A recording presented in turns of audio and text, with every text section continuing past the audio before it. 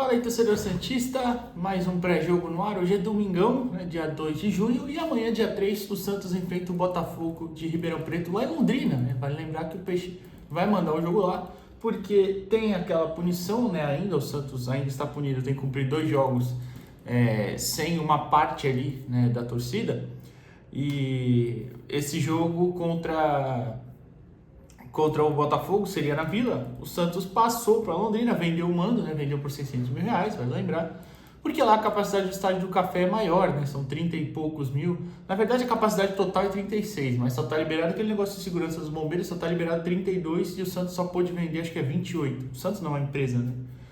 Enfim, até outro dia aí o Marcelo Teixeira tinha postado no Instagram dele, o Santos tinha vendido, o Santos não, a empresa tinha vendido 9 mil.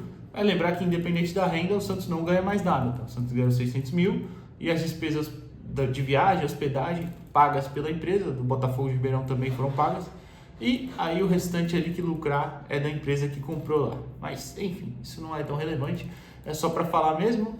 O jogo é lá, eu espero um público maior, apesar que o preço do ingresso está bem claro, né? Bem caro, né? Mas, enfim, dito isso tudo, o Santos vai cumprir depois punição ainda na Vila, tá? Ainda tem jogos a cumprir na Vila.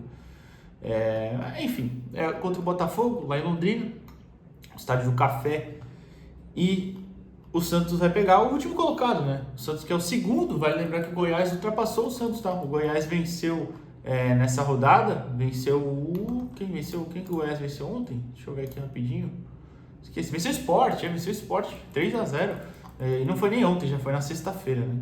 Eu tô gravando isso domingo, então foi sexta-feira o jogo. O Goiás venceu em casa por 3-0. E passou o Santos, então é líder com 17 pontos, o Santos tem 15. E, enfim, claro que se o Santos for vencer, volta à ponta da tabela, mas só para deixar explicado, né? Então, o Botafogo é o último colocado, não venceu ainda, empatou 4 jogos, perdeu 3. E pode até parecer... Eu vou chegar lá ainda, mas pode até parecer, não, vai ser um jogo muito fácil. Mas não, tá? O Botafogo tem uma grande dificuldade em fazer gols, mas é uma equipe muito ajustada, uma equipe bem chatinha de se enfrentar, que eu já vou chegar lá. Antes eu vou começar hoje só com a escala de arbitragem, porque eu sempre esqueço, me perdo, acabo me perdendo depois, né? Me perco, né? Acabo me perdendo depois lá na frente, mas... o árbitro vai ser o nosso glorioso Gustavo Hervino Bauerman, que não é primo do Bauerman, acredito eu, o Eduardo Bauerman, que tá no Everton do Chile, né? Mas enfim, é o árbitro assistente Alex dos Santos, assistente 2 Luciane Rodrigues, e o VAR é o Rodrigo Nunes de Sá, que é o único que é árbitro FIFA, tá? Desses todos, aliás, ele é VAR FIFA, né? Mas enfim, o nosso glorioso amigo...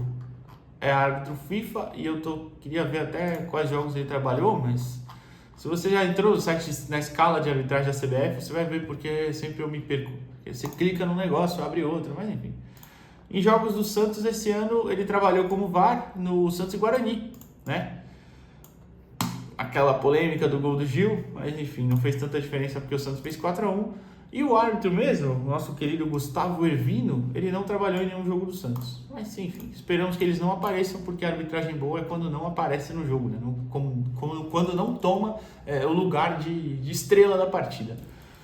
Enfim, falar do Botafogo primeiro, que deve vir com o time, eu já vou até colocar a escalação na tela para vocês. João Carlos, Wallison, João Costa e Lucas Dias Costa, Bernardo Chapo e Patrick Bray. O Botafogo joga com 5 na defesa, é uma linha defensiva que é mais, como é que eu posso dizer, mais reforçada na hora de marcar, né?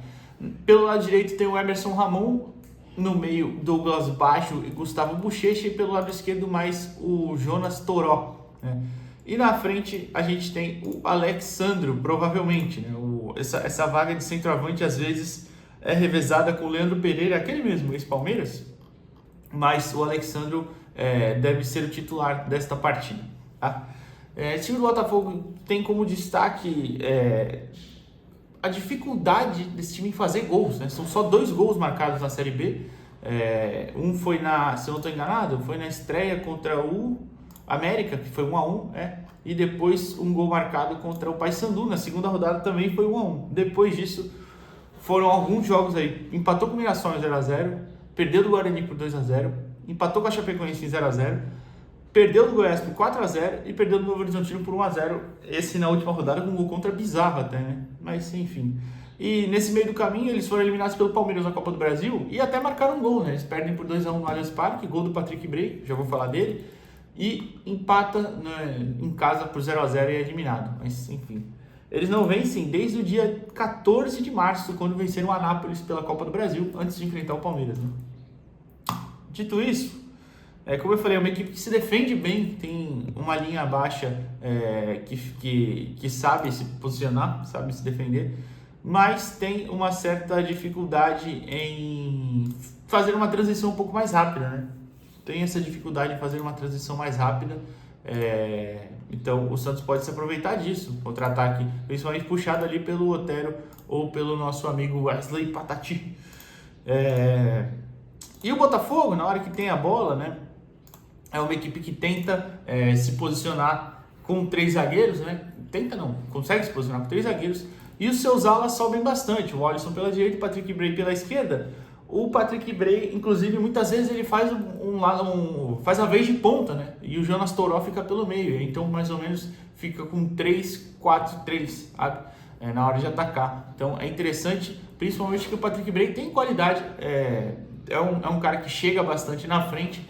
Tem uma velocidade interessante e, enfim, vale a pena ficar de olho nele. E do outro lado que eu vou destacar, do lado direito, é o Emerson Ramon, que é um ponta, mas não é tão ponta, mas é um cara, um meio aberto, digamos assim, mais ou menos como o Otero joga, só que ele realmente é um jogador de muita força, né, que consegue entrar bastante na área, vale a pena prestar atenção nele ali.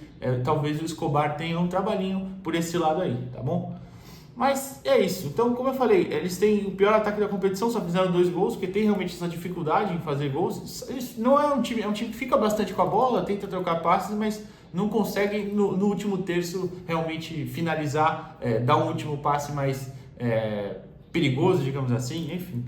Mas é uma defesa que também não é tão ruim. Tem 9 gols sofridos, não está entre as piores, porque as piores têm 12, 14, enfim, gols sofridos, né, claro. Mas aquele jogo contra o Goiás, que toma 4, realmente subiu, mas claro que não tem como excluir. Mas vamos tirar esse jogo, o Botafogo teria sofrido só 5 gols, uma defesa igual a do Santos, por exemplo, seria.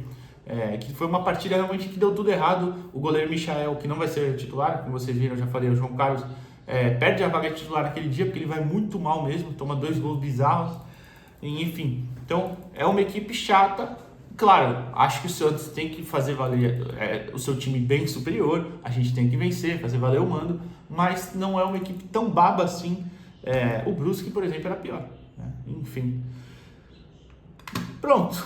Dito isso, nosso adversário, eu falei tudo, vamos para o Santos. O Santos que deve ter o João Schmidt de volta, mas não como titular, segundo a apuração do GE. Eu tô gravando esse vídeo, são 11 horas da manhã de domingo. Eu nem sei, acho que o Santos estava saindo do treino, o Santos acho que ia treinar hoje às 10 e depois viajar para Londrina. Então, de repente, ele até treinou como titular hoje, não sei. Realmente não sei mesmo, não abri as notícias antes. Vou até abrir rapidinho enquanto eu tô falando aqui o Twitter do De Olho no Peixe, de repente, se alguém postou alguma coisa sobre o treino. Mas o GE ontem já tinha dado que o João Schmidt estava recuperado, que deveria pelo menos ir ao banco, né? Então, vamos ver. Não, ninguém postou nada, então paciência. Então vamos assim mesmo. E aí a escalação eu coloco com os dois. Um vai entrar na tela aí, não vai ter nenhuma mudança, vocês sabem. João Paulo, já comecei errado, né? Gabriel Brazão, João Paulo infelizmente está machucado. Gabriel Brazão, JP Sherman, Gil, Joaquim e Escobar. Tomás Rincon ou João Schmidt. Diego Pituca, Juliano, Otero, Wesley Patati e o nosso amigo William Bigode, tá? Esse é o provável Santos para enfrentar o Botafogo. Como eu disse, não tem nenhuma grande mudança. Gabriel Brazão no lugar de João Paulo agora a gente vai acostumar por causa da lesão do João. Aí a questão é ver se o João Schmidt ou o Rincon entram. Eu faria diferente, eu falei até no Resenha Santista de sexta-feira, eu colocaria um outro meia no lugar do Rincon e colocaria o Pituca como primeiro volante nessa partida. A gente vai ter que ter criatividade para conseguir bater a linha baixa e bem fortalecida ali do Botafogo de Ribeirão. Então seria interessante só um jogador de mais velocidade. É claro que o problema você olha para o banco, é o Casares? Não. É o Patrick? Não. É o Nonato? Não. Seria o Ian, tá se recuperando de lesão, mas também duvido que o Carille ia jogar ele como estreia. Bom, se bem que o Enzo foi assim, né? Como estreou como titular do nada e pronto. Talvez pudesse ser o Ian, mas tá se recuperando de lesão. Ontem mesmo não atuou no Sub-20. Sub-20 que venceu a Briosa, né? Foi um jogo bem... A Briosa é complicado, né? O Souza, que atuou ontem, eu levaria ele pro jogo. De repente colocava ele como uma alternativa de segundo tempo para ter um escape mais ofensivo ali na esquerda. Mas enfim, no meio... Diante de todas as possibilidades ali, eu colocaria o Serginho, porque, assim, não acho, eu já falei várias vezes, não acho que ele seja a solução de nada, mas ele é o meia que entrou nos 2 jogos mais aberto do que qualquer coisa, coloca ele por dentro, vamos ver ali, de repente, em alguma situação, ele consegue se destacar em um jogo que, em teoria, o Santos vai ter mais liberdade, vai precisar ter mais liberdade, não, vai precisar ter mais criatividade para chegar à frente, colocava o Pituca, ele e o Juliano, não sei, eu duvido, sei que o Carille não vai fazer isso, mas eu faria, eu tentar alguma coisa diferente. Talvez o Rincon fique até um pouco sem função, porque o Botafogo não joga com ninguém muito ali por dentro. Ele vai ter que sair a caça do Douglas Baggio ou do Gustavo Bochecha. O Gustavo Bochecha, por exemplo, é um cara que se mexe bastante, tenta entrar na área, então, não sei, acho que o Rincon ficaria meio perdido.